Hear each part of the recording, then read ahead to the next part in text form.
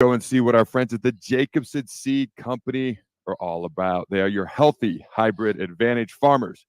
Thanks for watching the Big Ten show, but we can give you more than just great Big Ten coverage. We can help you with your fields as well. Go to jacobsonseed.com. That's jacobsonseed.com, the Jacobson Seed Company, your healthy hybrid advantage. All right, I am joined by Michigan insider, author of Wolverine Digest on Fan Nation.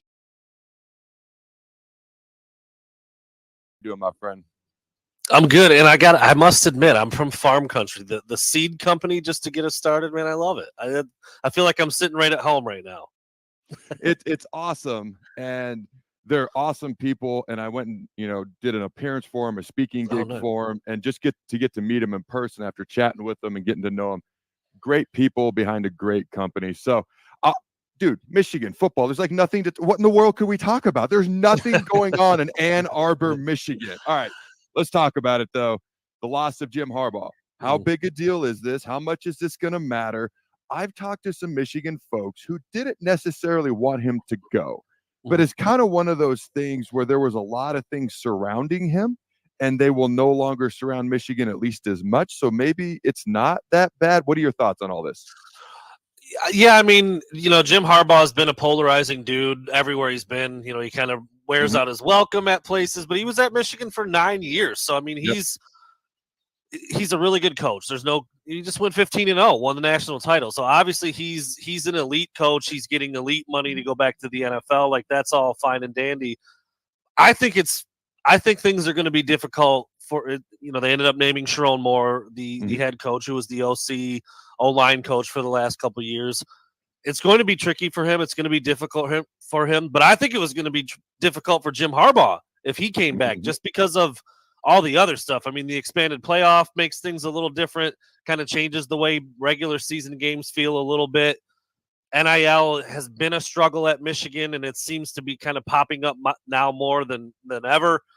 The transfer portal has been a little difficult for Michigan. Other teams are just killing it, whereas Michigan's always had a little bit of a pause with admissions or whatever the case may be. That schedule next year is brutal, absolutely brutal. Yep. And Michigan literally might put like 20 dudes in the NFL this year. So it was going to be a big struggle in 2024, no matter who was at the helm. But, Sharon Moore's never been a head coach before, other than his, 4-game interim stint during this past season. And he did win some really big games. There's no question. But it's a big deal. I mean, I'm not even like president of the Jim Harbaugh fan club. I'm really not. Like, I was ready to blast him to the moon in 2020. I lost a lot of followers. I got a lot of heat. People thought I was some hater. But I just, after 6 years in 2020, I didn't think he was getting it done. But the last 3 years have been incredible. He has hit home run higher after home run higher. He has implemented the exact style that Michigan needed to beat Ohio State and to win the Big Ten and obviously win a natty. But it was going to be tricky for anybody. But yeah, it's a huge deal. I mean, it's whether you love him or hate him, he wins everywhere he goes, and he's proven that at multiple stops. I think you make a phenomenal point. No matter who the head coach was next year, let's say Harbaugh stayed. First of all, it's almost impossible not to take a step back because you just went 15-0 and won the national championship. So unless you do it again, it's technically a step back. But beyond that, and we chatted about this previously, you lose all your starting offensive linemen. You lose J.J. McCarthy, your starting quarterback. The brutal schedule. Holy crap. I wrote it down, and I made some notes, and we can go through that in a minute if you like. Like, no matter who the head coach was, it was going to be challenging. Okay, then you talk about Harbaugh leaving. All right, now the strength coach, who he called his X factor. All right, Ben Herbert has gone to the Chargers. Now, have they officially named a new strength coach yet? I know Justin Tress was going to be the guy, or that was the thought. Has he officially been named the guy yet? So, I mean, that was kind of the story that you bring up a good point, actually. I don't know if we've gotten like an official release from the university, and they've been doing that along the way, obviously when Sharon got the job, it was a big deal, and there was media and everything. They wouldn't do that for the strength coach, but I don't think the university has put out like an official release yet, and they typically do that when there's kind of a change at the top. And you mentioned Ben Herbert. He was named associate head coach. Like, Jim Harbaugh raved about that guy. He he nominated him for the Broyles Award, even though he wasn't even technically eligible, which that's just another funny Jim Harbaugh thing. He's like, oh, strength coaches can't get it. Well, I'm going to nominate him anyway. But then he made him an associate head coach, and he was as big a part of the culture change and why players developed as anybody on that staff. And it looked like he was going to stay, and then now he's leaving, and that's a major loss too. So yeah, it's as far as I know, it is Justin Tress, but you're right. I don't think there's been an official release on that. So Justin Tress, for those who may not know, he's the Wolverines' associate director of strength and conditioning. We assume he's the next strength and conditioning coach as well. And it's interesting because I think strength coaches get overlooked. Okay, Ben Herbert. I could make a strong argument the strength coaches spend more time with players than the actual position coaches. Position coaches really get you sporadically during the winter, kind of, but spring ball and during the season. The strength coaches get you during spring ball, the season, and almost the rest of the year. There's some breaks in there after bowl games and right before you go into summer conditioning and whatnot. But they spend as much or more time with players than anybody. And I've often wondered to myself, how can you – it's a different culture, just – generally in the world today, and we don't have to go off in the weeds to that, but how do you instill toughness and be in a physical team when it's just kind of a different culture in general, and kids might react differently than they used to that? You start with the strength coach. You start with being bigger, faster, stronger, the mentality he instills in the weight room, and then it's easier for the football coaches to do so. Now they got a new O-line coach as well. All right, Grant Newsome, who's been the tight ends coach for the past couple of years. So essentially, we assume Tress, there is promotion within.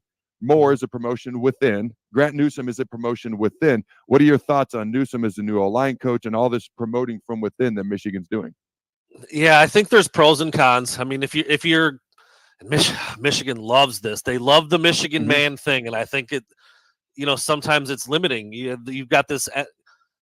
You can't quite call it an endless pool at this point because of the time of the year. I mean, the carousel's been spinning for a while now, and Michigan was still playing, and Jim Harbaugh was making his decision. So that doesn't help when you're trying to fill vacancies at this point. But I like all those guys. I mean, Grant Newsome, he's younger, but he played the position at a high level at Michigan. He had to unfortunately medically retire after a gruesome leg injury.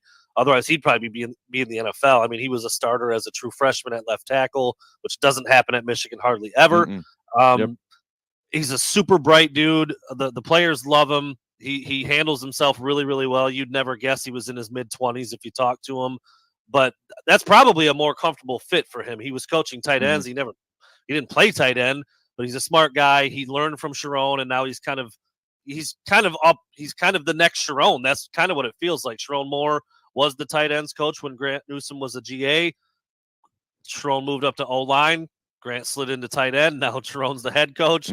He slides up to O. So it's kind of been like this natural progression.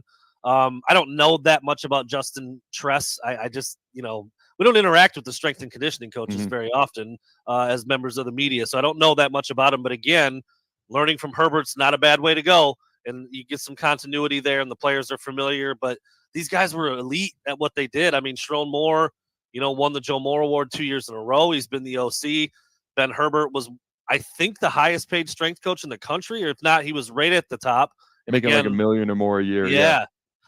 Very respected by Harbaugh. Obviously, took him with him to the pros. So you're losing elite guys and hoping that these quote-unquote fill-ins can do a good enough job to continue things because Michigan's been so good the last 3 years. But I've never loved, and it does feel like Michigan only looks within sometimes. I don't know if that's how it went so far, but the way these vacancies have been filled, it doesn't look like there was a national search or let's go find the absolute best guy. Let's just keep it in-house. We've got some good people, and hopefully they'll be good. But, yeah, I go back and forth on the in-house thing. I think there's certainly pros to it, but I think there are some cons as well. The feeling I get when I talk to Michigan folks right now, nobody's going to say, well, we expect to step back, but they kind of expect it, okay? But I don't get the feeling it's like an impatience, like, oh, man, if we aren't in that top four, if we don't win a Big Ten title, Moore's job is in trouble. I don't get that feeling at all.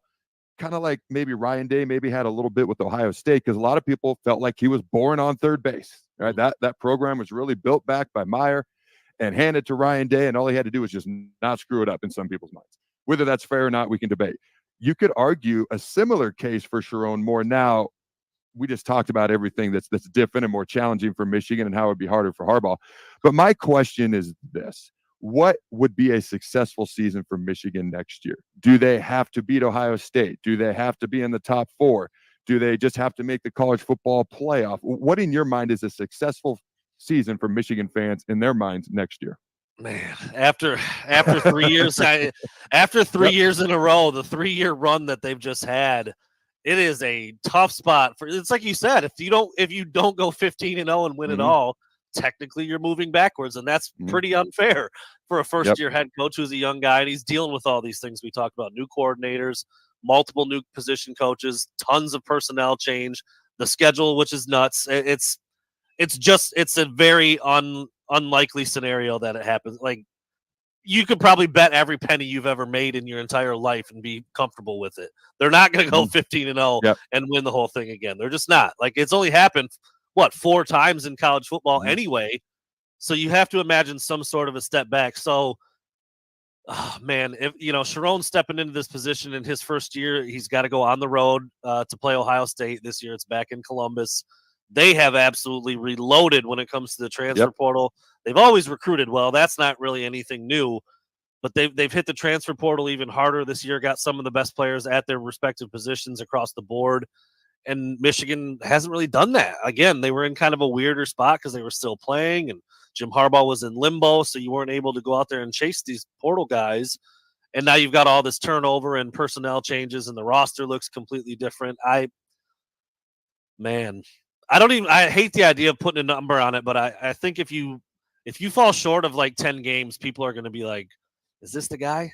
Is this, after 15-0, now he can't even get to double-digit wins? Like, who is this guy? And I love Sharon. I've known him since he was at CMU. So I just think he's in a really tough spot. But I think if they don't win 10 games and you lose to Ohio State and you're not back in the Big Ten championship, people are going to already be thinking, oh man, we miss Harbaugh. I just feel like that's how it's going to go. And I think that's pretty unfair because I think that's probably the realistic outcome. So for me, I look at it similarly to you, but slightly different. I look at it from a college football playoff perspective. To me, if they're going to have to be one of the top 10 teams because there's 12 teams that get in. There's 6 auto bids, so there's going to be 2 G5 teams that get in until we fix, how this thing is selected within the 12 teams and seeded and all that. So you got to be in the top 10. So to me, I kind of think they got to get in the college football playoff. As long as they do that, whether they win or lose, as long as they don't just get waxed in the first round if they were to lose, then I think in my mind that would be a successful year knowing what's going on, at least for me anyways. But we've referenced this schedule a couple of times. So I went ahead and wrote this bad boy down. You start right off with Fresno State, who, by the way, started 8-1 last year, and in their first 3 games had 2 Power 5 wins over Purdue and Arizona State. So they're not just a gimme win. Okay. It's not a cupcake, no. Yeah. Then you got Texas. That might be a little bit of a challenge. Arkansas State might be the easiest game that they have, if you want to look at it that way.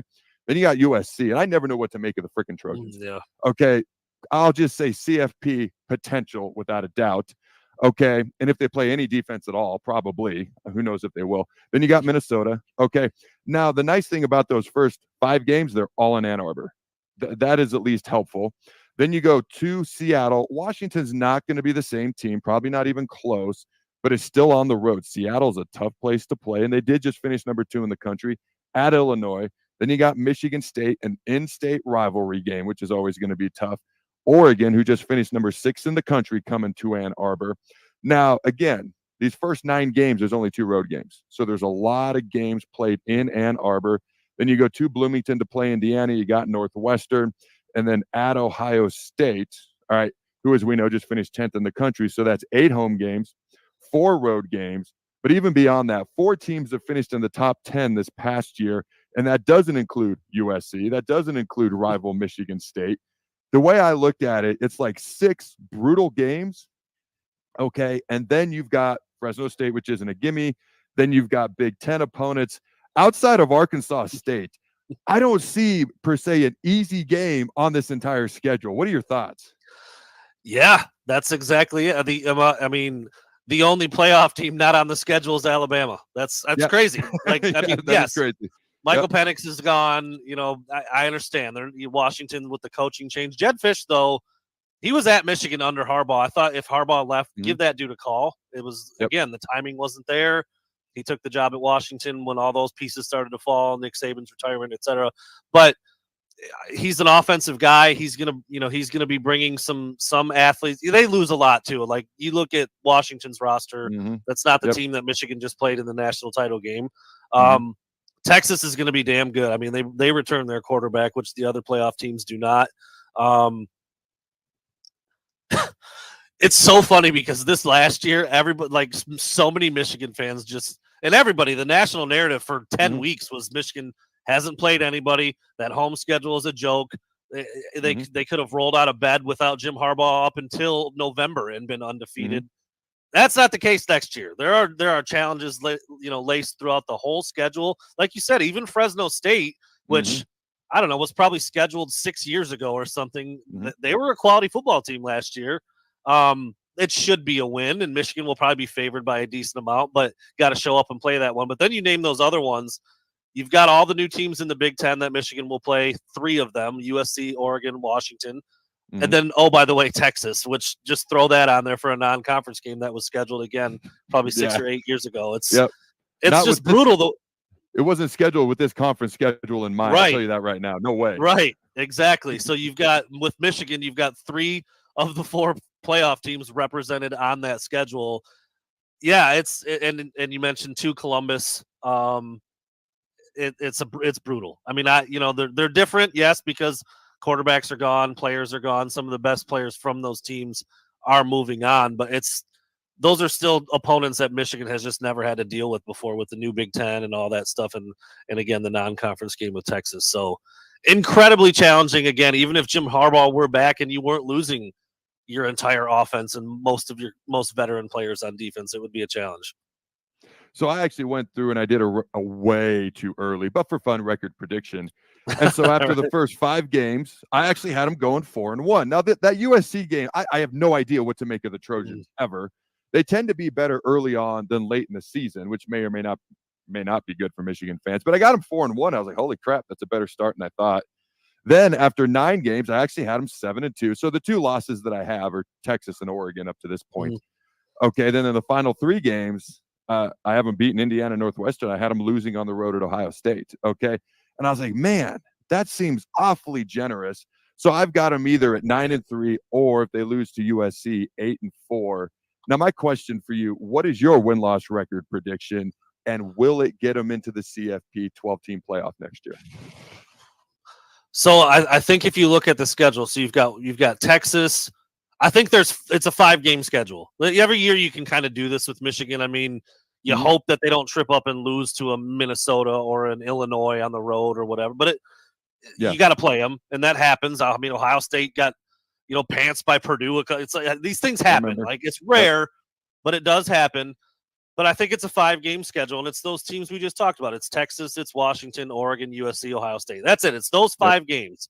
Michigan State's not ready to compete yet, I don't think. First-year head coach, they're going to be breaking in a freshman quarterback. Like it's a rivalry game, and it will be in East. No, it's back in Ann Arbor. Sorry about that. In Ann Arbor. Yeah, they beat them in East Lansing really bad this past season. So that's a home game. They're not ready, but those 5 games, you got to win 3 of them, and so there's your record, probably 9-3, 10-2, somewhere in there. It does sound too generous. Maybe it is.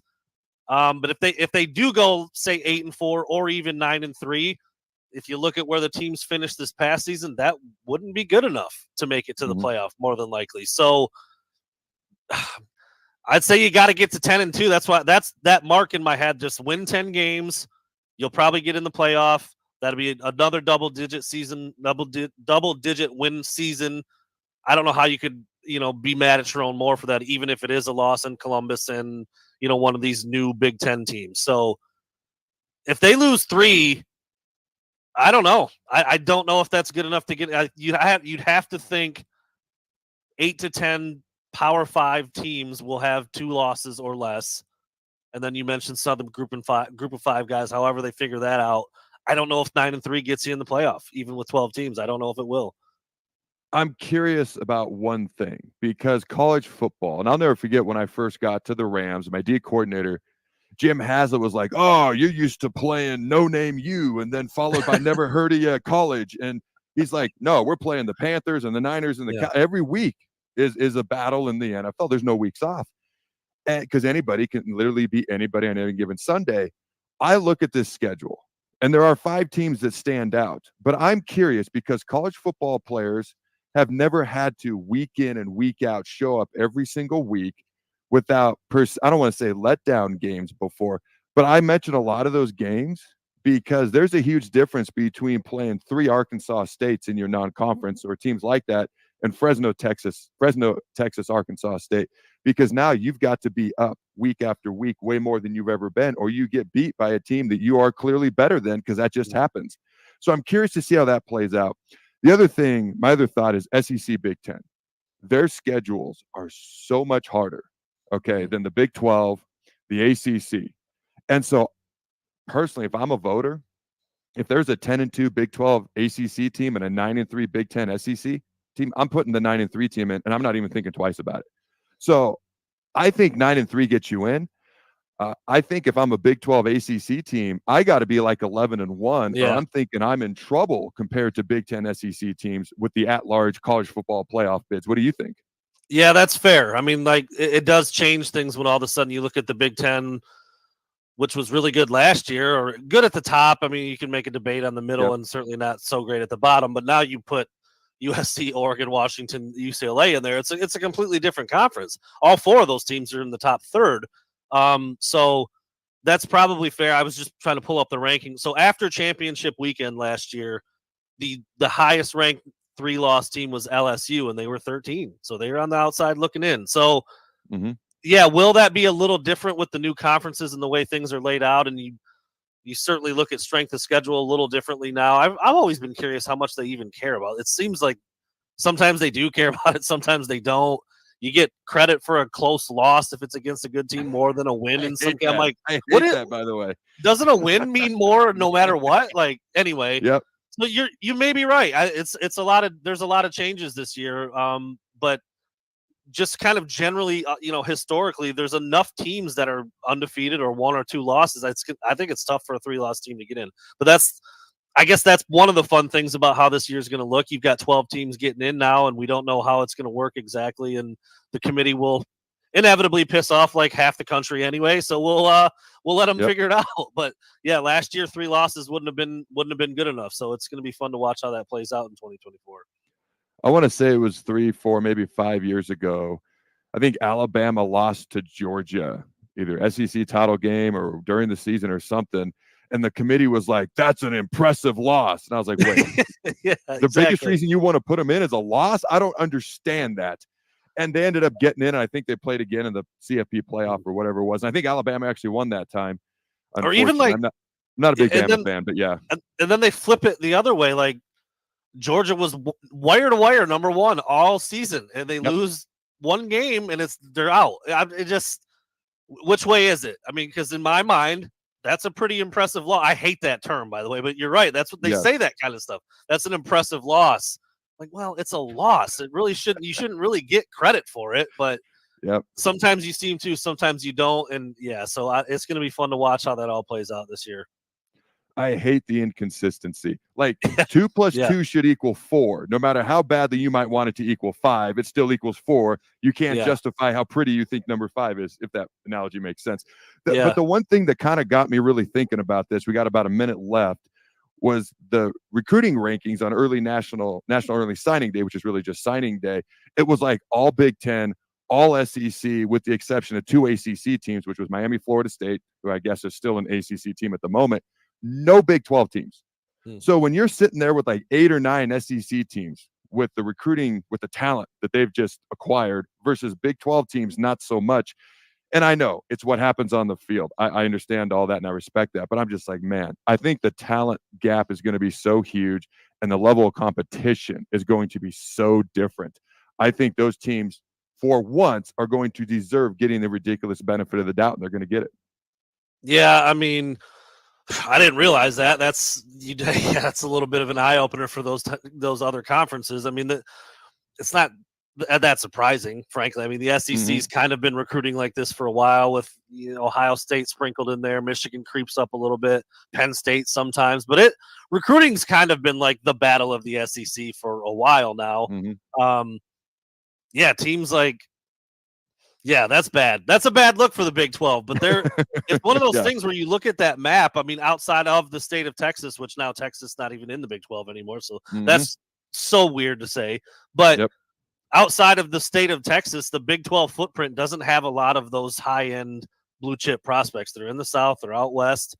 And again, there's a bunch in Texas, but now that's not even really Big 12 anymore. So, that's again, the shifting of these conferences, these mega conferences. You take whatever the Big 12 used to have as the power players, and they're not there anymore.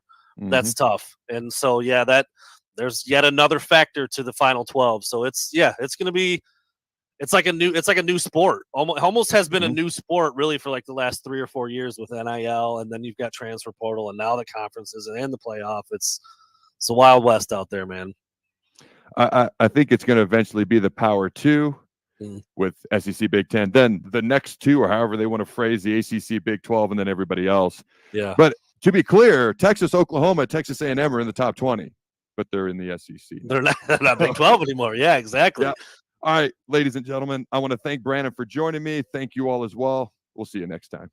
Garage doors can be expensive. Are you keeping yours in the best condition possible? This is Cameron Hall with Doors Plus. Doors Plus is a locally owned business that prides itself on the fast, reliable, and friendly service. Doors Plus offers flexible scheduling so you can book an appointment that fits your busy day. My team and I will come out to your property, both commercial and residential, and provide you with the necessary information you need to make sure your garage door is in working and smooth condition. Give Doors Plus a call today at 402-590-5800 to book an appointment and learn more about our preventative maintenance plans.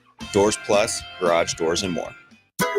Hog Wild's giant stuffed baked potatoes are anything but basic and really hit the spot when you're craving a little comfort food. Nothing is more satisfying than a Hog Wild baked potato loaded with butter, sour cream, cheddar cheese, bacon bits, and chives. Add your choice of a Hog Wild house-smoked meat like pulled pork, chicken, or brisket for a little extra. Order online at GoHogWild.com. Hog Wild Pit Barbecue, 3210 Cornhusker Highway in Lincoln. But don't be late, we close at 8. A lot of people in the summertime think, gee, I want to build a new home. By the time they go through the process of sitting down, getting the permits, and getting the home started, the home isn't done until January or February. Bob Benish is the founder and president of Aspen Builders, online at aspenbuildersinc.com. I think the best time to start designing your new home is the month of February. Get an early start on it. Sit down. The snow's flying. Let's sit around the table. Let's drop some plans. When we're looking out for a homeowner, we're always keeping their budget in mind.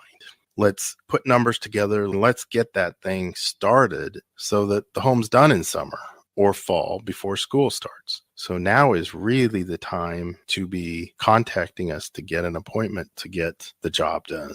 Make your dream a reality and call Aspen Builders at 423-6811. Online at aspenbuildersinc.com. Your dream home is waiting at Aspen Builders. Are you working in or looking to get into the electrical construction industry? The electrical workers of Local Union 265 are now hiring licensed journeymen and apprentices and are offering great pay and benefits. Call Mike at 402-875-1034 to apply. Start your electrical career today. Problem gambling is not just a financial issue. It's an emotional problem with financial consequences. If your loved one is struggling with addiction, contact Choices Treatment Center's 24-hour helpline at 402-476-2300. That's 402-476-2300. Rashawn Jackson here for Bauer Infrastructure, a veteran-owned local company proudly serving Lincoln, Lancaster County, and the surrounding areas. Bauer provides quality work at an affordable price, and they're growing rapidly. If you want to experience a career with a fast-paced, family-friendly environment, visit BauerInfrastructure.com. They have top-of-the-line benefits, year-round work, even through the winter. Bauer, usher in the new era of infrastructure to an area near you. And as always, go Big Red. When you were a kid, clubs were cool. Robotics club and space club and stuff like that. But what do adults get? Book clubs and quilting clubs? Nah, forget that. How about margarita clubs and old-fashioned clubs? Get to Upside Bar and Lounge for the best clubs in town. Try all 10 varieties of Upside margaritas or old fashions and take home a free souvenir glass. Grab the whole crew and pair it with Taco Night on Mondays or Whiskey Wednesdays. Upside Bar and Lounge at 29th and Pine Lake. Ready to upgrade your combine in 2024? The team at Landmark Implement is here to help find the right combine to fit your operations needs. Choose from 4.5% for up to 60 months or a 12-month interest waiver, followed by John Deere financial rates with approved credit through the end of February. When you purchased a pre-owned S or X Series combine from Landmark, know you are backed by Landmark's extensive parts and service network with mobile techs and parts drop-off points to keep you up and running. View our current inventory online at landmarkimp.com or stop by your local Landmark to experience the Landmark difference. Big box stores are tempting for buying equipment for your high schooler in sports or for yourself in your sports leisures. But buying new is awfully expensive. Why not go somewhere with new and used options? Play It Again Sports is quality, slightly to gently used equipment, and 50% of their inventory is actually new equipment. And it's more than baseball, softball, and golf. They also have equipment for disc golf, fitness, hockey, and more. Plus, they're always buying products. Bring your gear you're done with and get trade money on the spot. Play It Again Sports at 48th and Vine. Okay, it's time to sell the house. How do we even begin to choose from the hundreds of realtors in town? Easy. We make a pros list. You mean a pros and cons list? No, just a pros list. We need someone with pro photography to showcase the house in the best possible way, pro marketing to make sure we get maximum exposure, pro negotiations so we know we get the best price. This is one of those times where you already know the right answer, isn't it? You know it is. Ben Bleicher and Professional Realty Group. Contact Ben Bleicher and the team at Professional Realty Group of Berkshire Hathaway's Home Services Ambassador. Online at prg-ne.com. A lot of work goes into making Nebraska, Nebraska. Keeping it green. Helping it thrive. Making it fun. Everything that goes into caring for our outdoors, from waters to wildlife, plays a big role in making Nebraska home. Learn how we help conserve our state's natural resources at outdoornebraska.org. Paid for by Nebraska Game and Parks. Aired with the Nebraska Broadcasters Association and this station. All right, ladies and gentlemen, welcome into another edition of the Big Ten Show. And I am joined by a special guest today. Now, before I officially bring him on, I want to give a shout out, okay, because the Big Ten Show is brought to you by Jacobson, the Jacobson Seed Company. Okay, and tell you what they're all about. Your healthy hybrid advantage. Farmers, thank you for watching the Big Ten Show, but we can give you more than just great Big Ten coverage. We can help you with your fields. Check out jacobsonseed.com. Jacobson Seed, your healthy hybrid advantage. All right, let me bring on my guest. This man was a running back at the University of Oregon, a two-time All-American while he sported the Ducks uniform, played 11 years in the NFL with the Carolina Panthers, New York Giants, was a Pro Bowler, and now is a host on the Believe Podcast Network, the Carolina Panthers podcast. Mr. Jonathan Stewart, how you doing, my friend? I'm doing good, man. Thanks for having me on. Nice to formally meet you. Absolutely. I'm not really sure. I'm not quite sure if did you tackle me at some point in 2011? I'm sure I tried. Now, whether I was successful or not, I don't know. We'd have to watch the tape, I guess. You were a hard guy to bring down and catch. I know that for sure. You were definitely. I mean, I looked at the stats, and you had a 1.5 sacks against us, 2011, and that's not an easy task because, as I remember, there was one run that Cam had a zigzag run, and it was his rookie year, I think, right? Had to be his rookie year. It might have been either rookie or second year. Yeah, but yeah, he was zigzagging across the field, and so it was a hard task. It was definitely a hard task to sack that guy in the backfield. Dude, it's crazy that you remember that because as soon as you said Carolina Panthers 2011, I knew the game you were talking about. Yeah. I actually stayed up and watched Stanford and USC play late the night before, so I was a little tired going into that game. I was like, oh, man, how am I going to play? I remember a couple things about that day. I remember Cam Newton is the biggest quarterback I've ever seen in my life, okay? Him and Ben Roethlisberger, but he looked bigger to me. And that stupid run. And when you're on the other side of the ball, you say the word stupid instead of zigzag because Yeah. I was so exhausted. And then he ended up scoring a touchdown, and it was a phenomenal play by a phenomenal athlete. I remember that all too well. Yeah, man. But kudos to you, man, on your career. You're a baller at Nebraska. As I was, doing just my background. Marlon Lucky. Mm-hmm. What Yep. Ndamukong Suh. Yep. Just guys that I remember from the U.S. All-American Army Bowl. Mm-hmm. And great guys. And Ndamukong, everybody knows his success. But I never really found like what was Marlon Lucky like in college.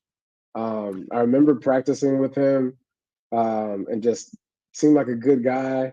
I know did he get injured while he was at college, or what happened? He was a good dude. He was a real nice dude. Now, my experience with him, he was either 2 or 3 years younger than me. So younger guys, as you know, they tend to be a little bit more quiet until they become an upperclassman. During my time with him, he was a nice dude, good dude, quiet. I think I don't remember if he got hurt or not. That doesn't sound familiar to me, but I was so busy my first 2-3 years in the league with my head spinning while he was in Nebraska. Maybe he did. My experience with him was he seemed like he was trying to find his stride and trying to, I got you. because he had all the athletic ability in the world, just trying to find that physical side of running the ball. So that was my limited experience with him at Nebraska. And then Suh was a young guy as well. He was a freaking monster. Okay. He was already one of the strongest guys in the weight room as a freshman. When you did one-on-one Oklahoma drill, nobody on the offensive side wanted to go against him. So you could kind of see what was coming with Suh. Yeah. At the All-American game, they told him to play offensive line, and he hated it. And I remember, obviously I don't remember exactly word for word, but he was pissed and did not want any parts of playing offensive line. And he made people pay in practice. Like the little stinted practices that we had. He made his presence made felt. So, but man, Nebraska, the Big Ten, it's all new to me. So it's great to be on this show because you're an expert on the Big Ten. So, as a former Oregon running back, proud alum, you mentioned it. All right, Oregon, Washington, USC, UCLA, coming to join the Big Ten. Now, there's 18 teams. The Big Ten is all the way from Eugene to LA to Lincoln to Piscataway, New Jersey. Okay, and we can chat more in depth about this, and I look forward to it. But just your initial thoughts when you think about going to Wisconsin, maybe in November, and I got the schedule in front of me, but just playing some of these Big Ten teams during the season, them coming out to Eugene. By the way, Eugene was actually, of all my recruiting visits that I took, I actually grew up in southeastern Washington. Okay. So that was actually my favorite recruiting visit of all the visits that I took. Don't tell people in Lincoln that. But I really enjoyed that recruiting visit. Okay. And I watched them play Wisconsin in the offseason. That was when Joey Harrington scored the late TD quarterback sneak, and they ended up trouncing Colorado in the Fiesta Bowl, finished number 2 in the country later that year. So I had an amazing experience in Eugene.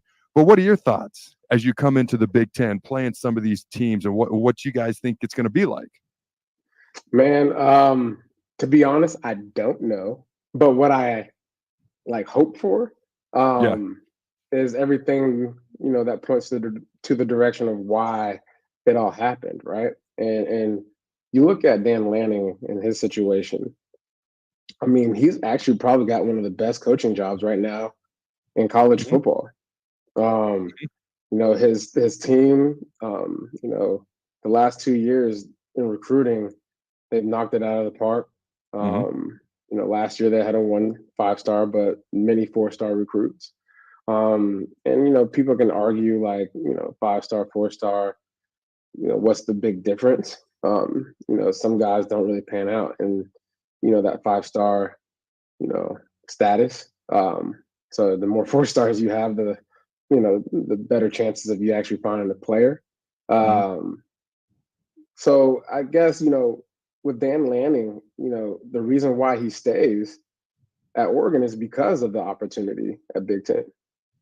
If you can argue that Big Ten and SEC could be battling for the powerhouse conference next year. I mean, I might be stepping on toes right now saying that, but No, you're right. But I think right now the leverage, of adding, the California schools, Oregon, to this whole mix, you're just adding value.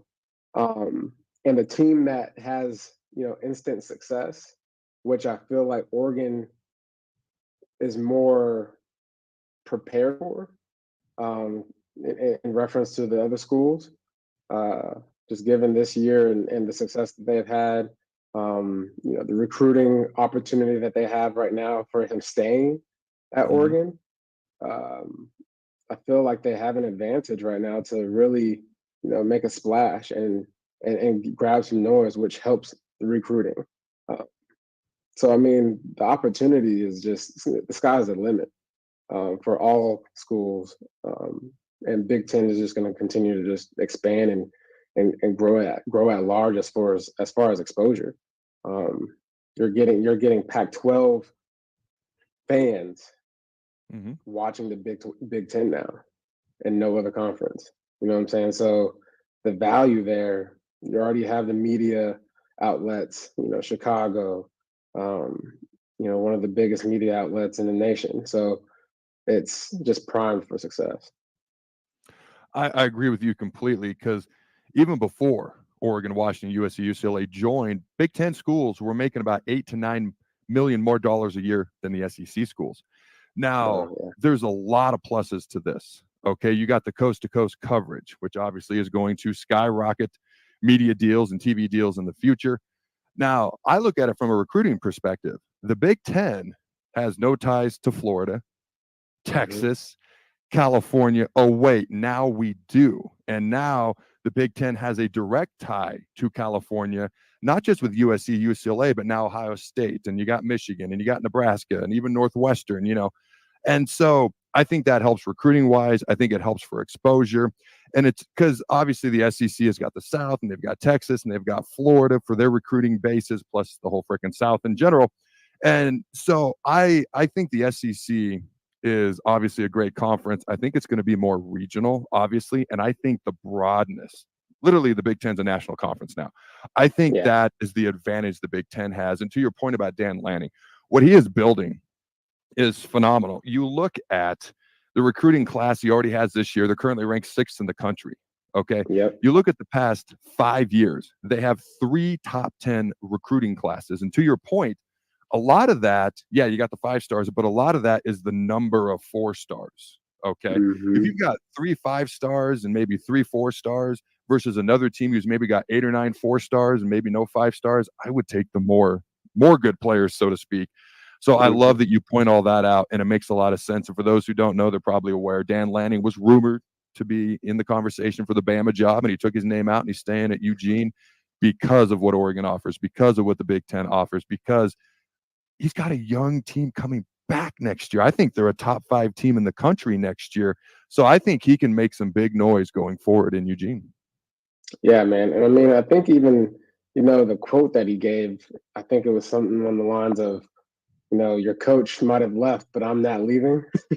It's great. Yep. It's great. It's a great recruiting tool, and phrase to use, as he closes out this recruiting, leading up to signing day. So kudos to him. I mean, everything that he's building at Oregon right now is everything that I've actually been wanting over the last, 16 years, I guess, since I've left Oregon.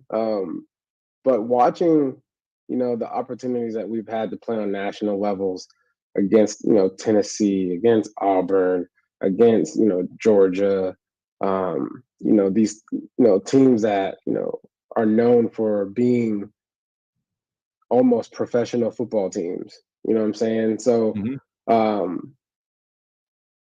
the ability that what he's added, is depth at physicality on the defensive side of the ball. We have bigger guys now. I mean, you look at the UW Michigan game. UW has proven this year to be a physical team. Being able to push guys around, but they went and played Michigan and they got pushed around because they weren't big enough. It's just simply put, and they didn't have enough depth to take care of, what was in front of them. And so, I believe at the end of the day, like, the trenches matter. And I think that's where he's starting to really pull his recruiting card, because he has the ties to Georgia. He has the ties to the South. And now that he's at the Big Ten level, it's going to be way much easier to get those guys to commit, because, hey, mom, you can just come up to, the Iowa game, or you can just come up to the Michigan game to watch me play. You don't have to come all the way to Oregon for a home game every time you want to watch me play. And so I think there's a great opportunity in the recruiting world for him to really make a splash. And that's why I say, the team that has instant success will see this thing as a grand opportunity for the long term. I think you make a phenomenal point with the type of players that Oregon's recruiting under Coach Lanning. So again, I grew up in the Northwest, and so I don't mean this to be anything except what my opinion was. Could have been wrong or right. I always said Oregon was too fast, and that makes no sense to anybody. But I said they're too fast because they're too small. Okay, so when they would go play in Ohio State in the Rose Bowl, and let's be clear, they beat Wisconsin in the Rose Bowl a couple of years ago, so it's not like they haven't had success against big teams. But when they played teams with speed and size, that's when they would struggle. And that's what he is facing head on, or he's taking head on in his recruiting. He's addressing the trenches. He's playing better defense. He's bringing in guys with speed and size. So I think you make a phenomenal point.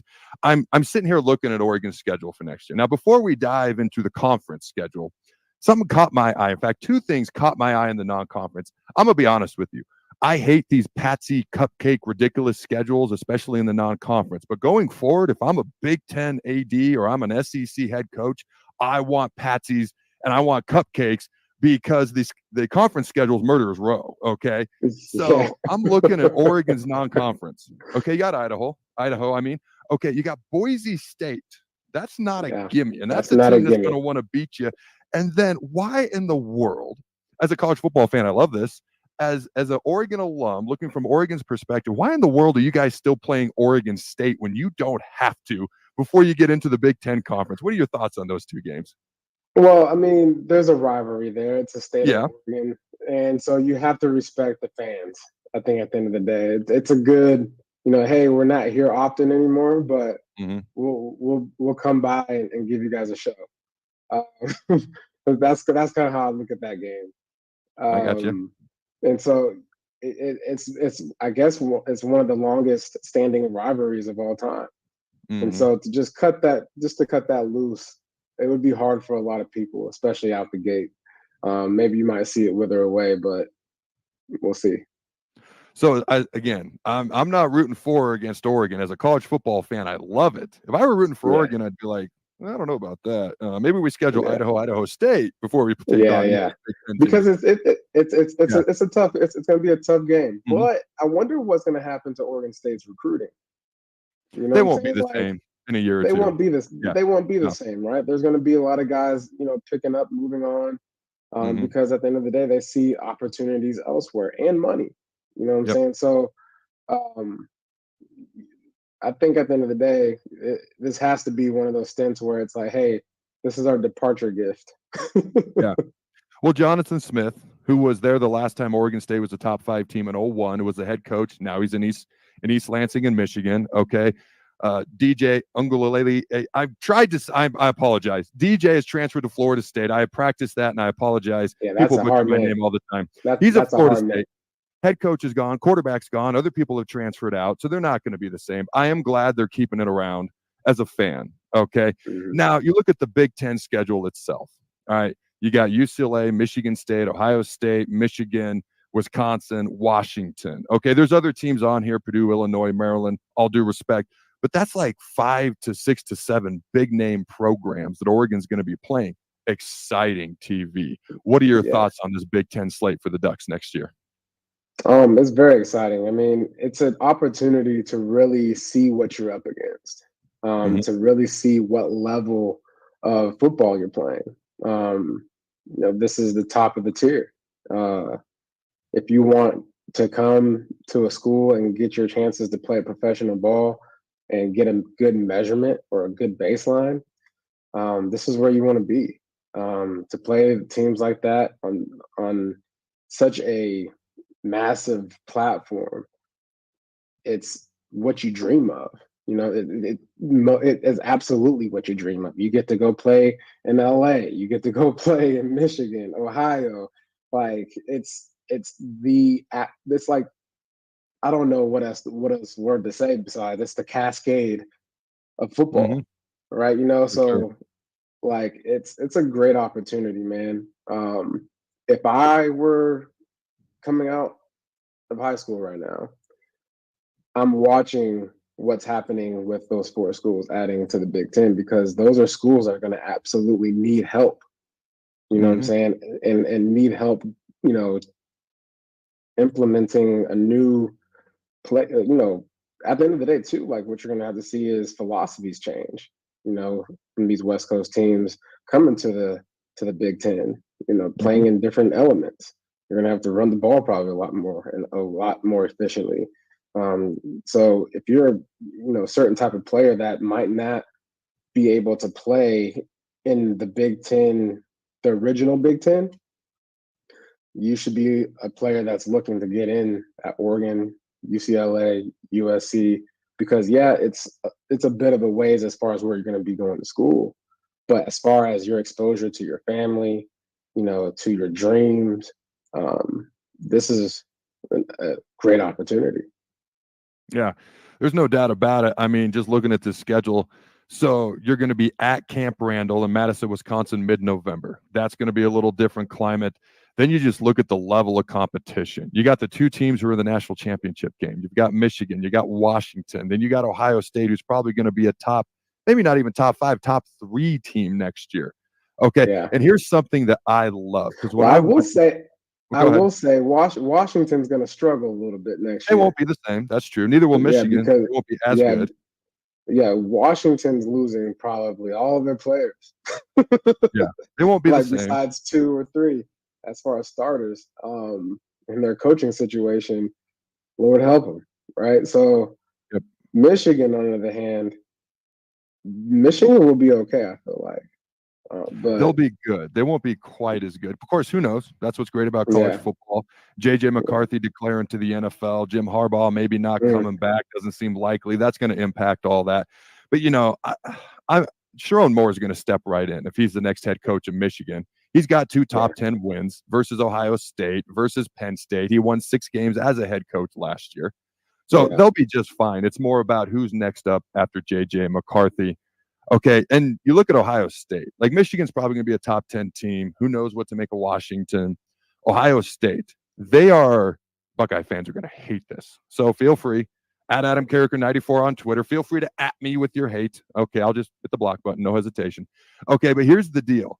All right, Ohio State right now at this point in time reminds me of Michigan last year. Okay, a team that had a disappointing end of the season, but has, other than Marvin Harrison Jr., has a bunch of guys coming back who are coming back with a purpose and a goal for next year. And look what Michigan did. Okay, Emeka Egbuka is coming back. He had Will Howard at the quarterback position, who's going to add a dual threat dynamic. Okay, Ohio State's got 8 returning starters on what was a top 2 defense in the country last year, coming back for this year. So to me, Ohio State's a national title contender. I'm going to ask you about this because I am well aware of and I know Washington may not be as good next year, but instead of ending the season with the Civil War every year versus Oregon State, Washington is not doing the Apple Cup anymore with Oregon State for you guys. Washington State and the Apple Cup. Washington State with the Apple Cup. Yeah. Yep. Now you guys, because I'm well aware of how much the Oregon-Washington rivalry is very real. Now you guys are going to end the season Saturday, November 30th against Washington. What do you think of that rivalry game as a former Duck? So that, to me, is the true rivalry, right? Okay. Oregon State is definitely it's like the battle within the state, right? But when it comes to them dogs, you don't mess with them dogs. Yep. You do not mess with them dogs. The phrase "huck the Huskies." Ah, there you go. But yeah, so I mean, this is great TV, and if these teams can be competitive through this transition, you know, the hype is there. It's just it's just made for TV. It's going to be beautiful. And so, as far as the rivalry goes, man, like people legitimately hate each other. Like Seattle and Eugene don't mix. They're like basically the same as far as like political and all that politics, whatever. But they hate each other. If you're wearing purple and gold, don't you walk around. 93.7 The Ticket, Fox, KFXL weather. Sponsored by John Henry's Plumbing, Heating, and Air Conditioning. The Lincoln forecast for today, expecting a mix of sunshine